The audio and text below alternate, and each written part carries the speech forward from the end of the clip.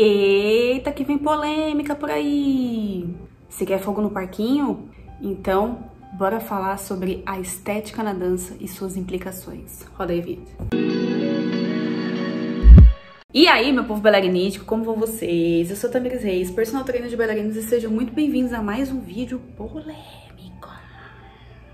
Então, se você gosta desse tipo de discussão dentro do mundo da dança e também gosta de receber dicas e conteúdos científicos, tudo mais, reviews, vlogs e coisas em relação ao mundo da dança e do balé clássico, não se esquece de se inscrever aí, ó, porque toda semana tem vídeo novo neste canal. Então, já se inscreve agora antes de você esquecer, vamos.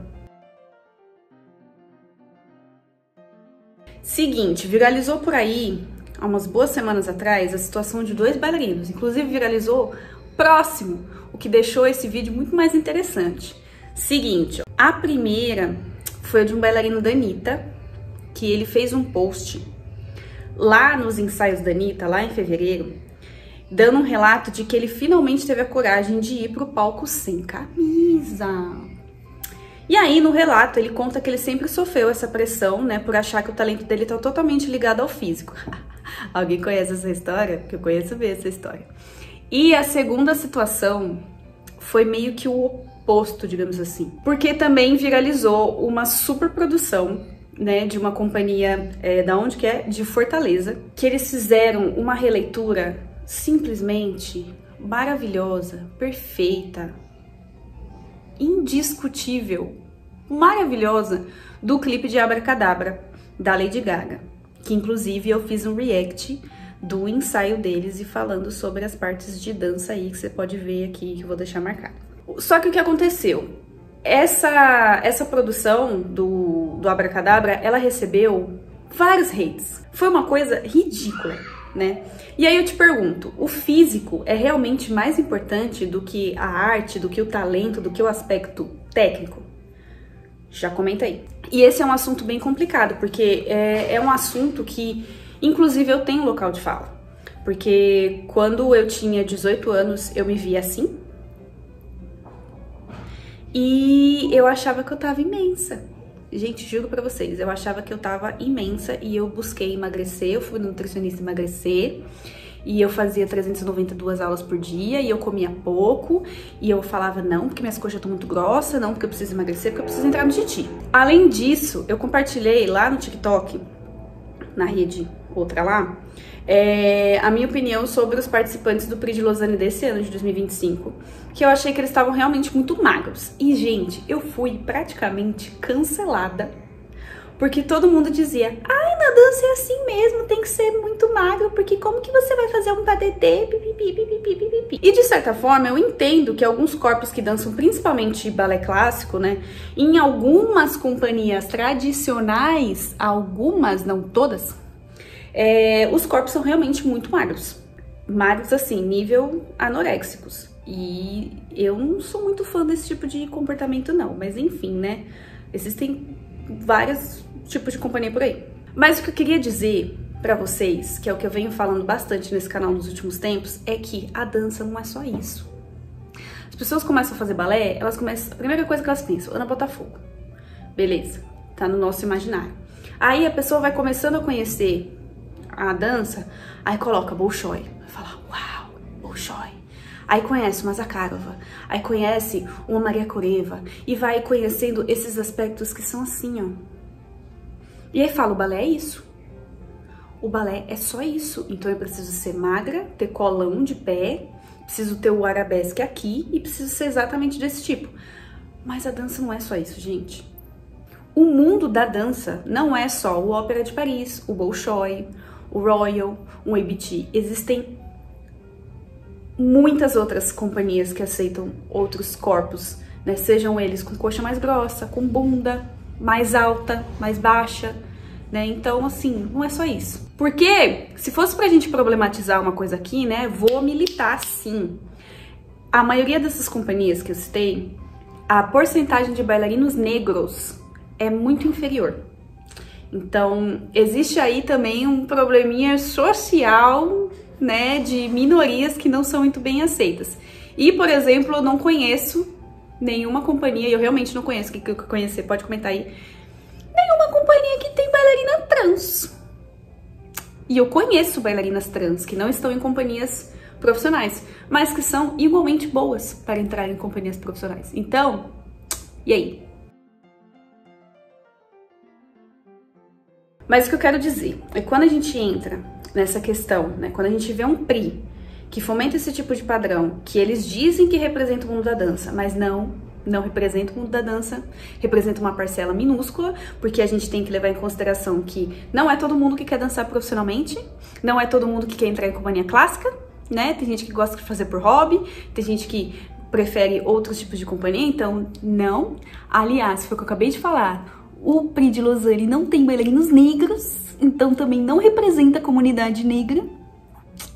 A gente entra num problema muito maior, que é a própria toxicidade do mundo da dança, que as pessoas enxergam apenas o que tá nos filmes, né? Que, ai, a competitividade, mas é muito além disso, gente. A gente vê, por exemplo, companhias da Europa, ali na Alemanha, Suíça e tal, a gente tem companhias que são cheias de bailarinos que são igualmente talentosos do que esses padrões, né? Bolshoi, Royal Opera e afins, que não tem metade do corpo que é imposto pelo Prix de Lausanne. Então você olha que nesse ano tinha um monte do pessoal oriental, né, descendentes asiáticos, todos eles com as pernas muito compridas. Eu não digo assim, ai, pernas finas, não, as pessoas tinham pernas longas mesmo, aquelas meninas ali, se elas não são tipo a Ana Hickman de 1 metro de perna, tá parecido.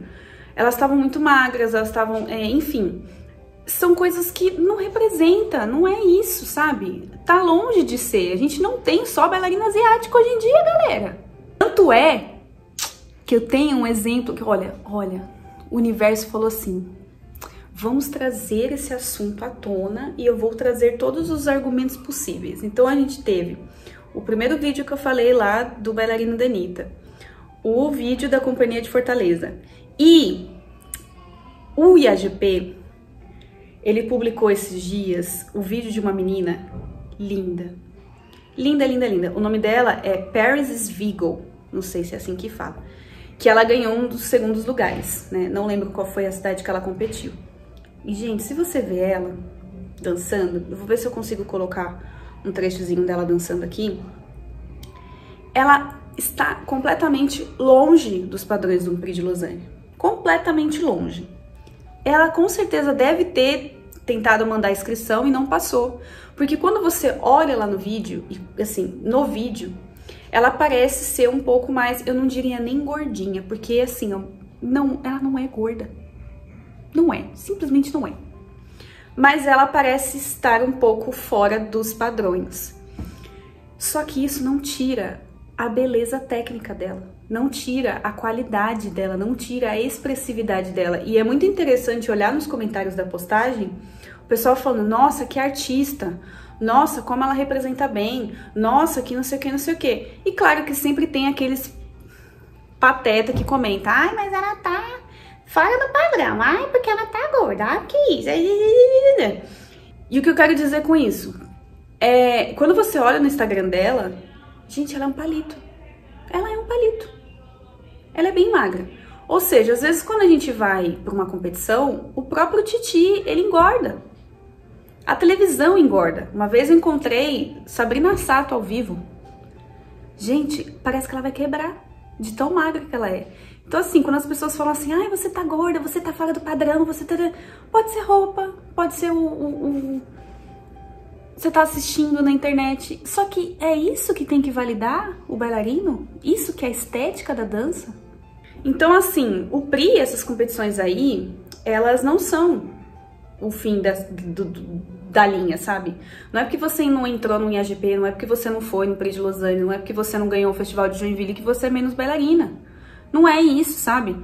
Você precisa trabalhar um bom material da sua dança junto de uma companhia que seja o seu perfil, que seja ali o que é a sua verdade, sabe? Isso é muito interessante quando a gente vê, que nem eu comentei no começo do vídeo, o relato do bailarino da Anitta. Cara, o cara dança com a Anitta. assim, a nossa maior artista pop do Brasil. E hoje ela tá ali pau a pau no mundo. E ele dança com ela. E isso quer dizer que ele é menos talentoso? Isso quer dizer que o corpo dele influencia completamente na técnica dele dançando? E assim como a companhia lá de Fortaleza, só porque o diretor da companhia, que é o que fez o papel da Lady Gaga, não está do mesmo tamanho que a Lady Gaga, isso impede da gente prestar atenção na obra que ele fez, no ensaio que ele tem, o trabalho que ele fez com aquela companhia? Porque se você assiste o vídeo, você vê qualidade técnica em todos, tanto ele quanto os seus próprios bailarinos. Então, só porque ele não tá no padrão, ele é menos artista? Então, é muito louco pensar isso, sabe?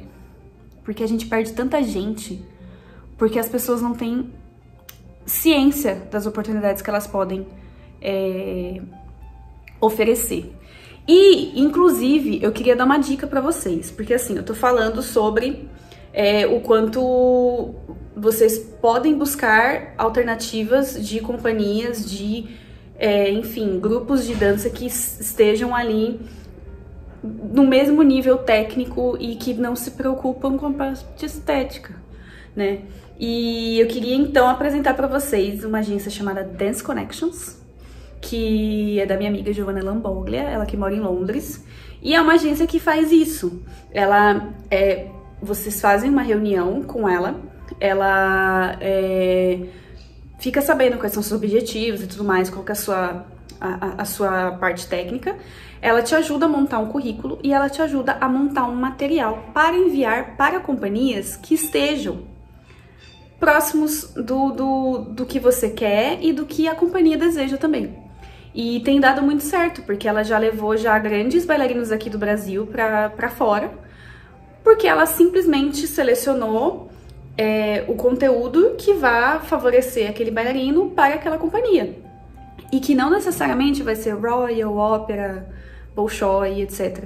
Tem companhias menores, né? Quando você vê, sei lá, eu não diria nem cidades pequenas, porque quando você pensa em Estados Unidos, por exemplo, não existe cidade pequena. Mas tem companhias menores que pagam bem, que têm um bom trabalho, têm um bom repertório, que estão precisando de bailarinos e eles amam a gente. Que o bailarino brasileiro é da hora, porque a gente é muito versátil. Então, é sobre você poder direcionar as suas energias com estratégia. E a Dance Connections pode te ajudar super. Então, eu vou deixar aqui no link da descrição o site para vocês terem mais informações. E aí vocês podem perguntar lá pra Gio como que funciona, porque é bem interessante. E também não se limita só a companhias. Então, às vezes, se você quer, por exemplo, estudar dança, ela te ajuda com mestrado, com faculdade, enfim, outras possibilidades dentro da dança. E ela também cria roteiros turísticos. Então, assim, eu quero só fazer aula em outro lugar, né? Tô viajando para fora, queria um lugar interessante para fazer aula, para justamente aprimorar, né, minha parte técnica. Ela te ajuda também criando esses roteiros. Então, clica lá no Dance Connections. Então, a gente também não pode esquecer que existem outros tipos de serviços de dança, né? Eu já até falei uma vez aqui em algum dos vídeos que existem os bailarinos de navio, que eles contratam muita gente. Existem os musicais, né? Que são aí uma porta gigantesca. Eles, inclusive, gente, eles estão sempre desesperados por bailarinos clássicos. Sempre. Porque o que acontece? Geralmente, e eu, assim, conversei com vários colegas que hoje trabalham com musical, eles gostam, sim, de pessoas que cantam, né? Principalmente atores e cantores, mas ainda o público da dança é muito escasso. Então, no final das contas, os ensembles e etc., eles meio que são quase sempre os mesmos. Porque não tem repertório, não tem bailarino que vai pra lá. Então, é interessante vocês pesquisarem também um pouco mais sobre isso.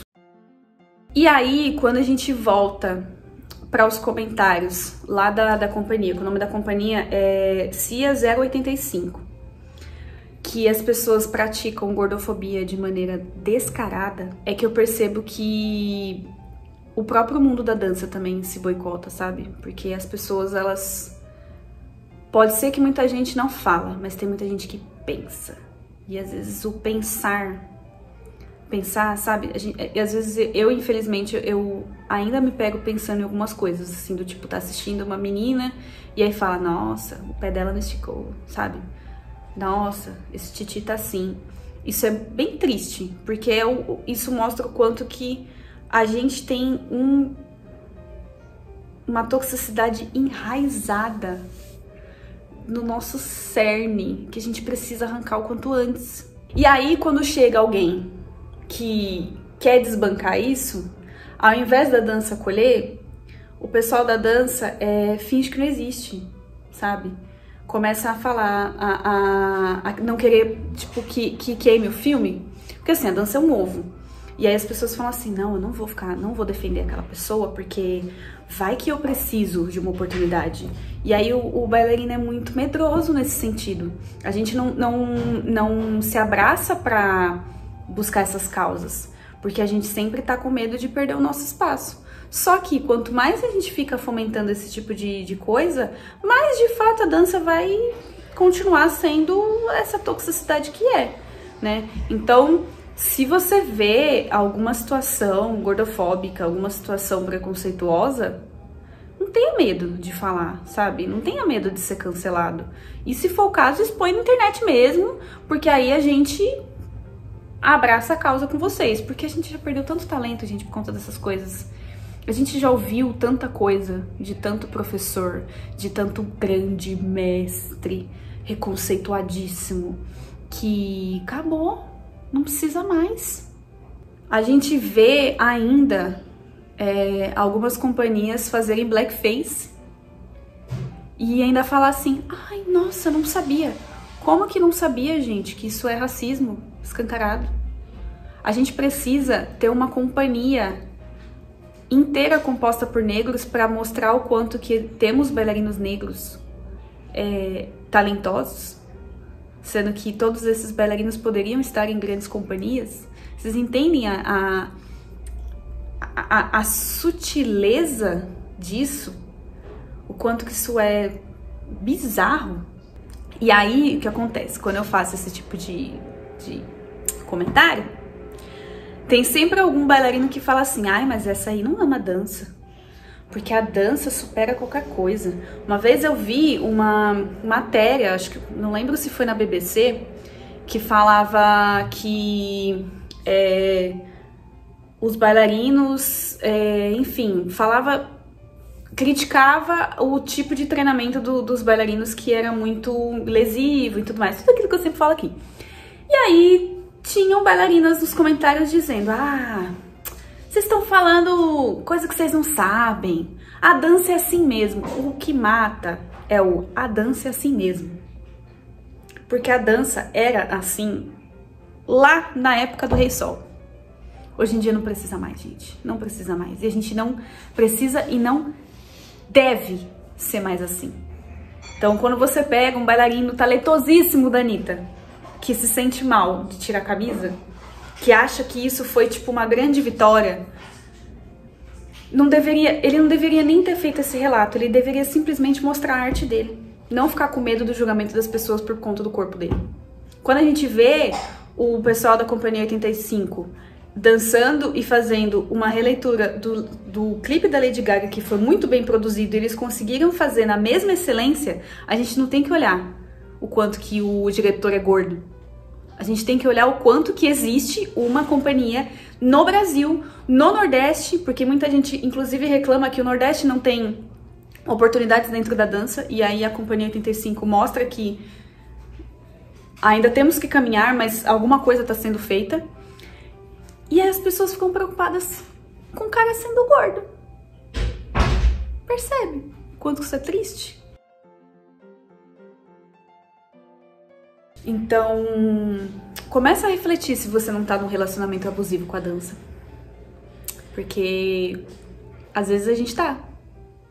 A gente abaixa a cabeça para as coisas que ela nos traz, dizendo que é assim mesmo, é pro nosso bem, como se fosse um relacionamento abusivo mesmo.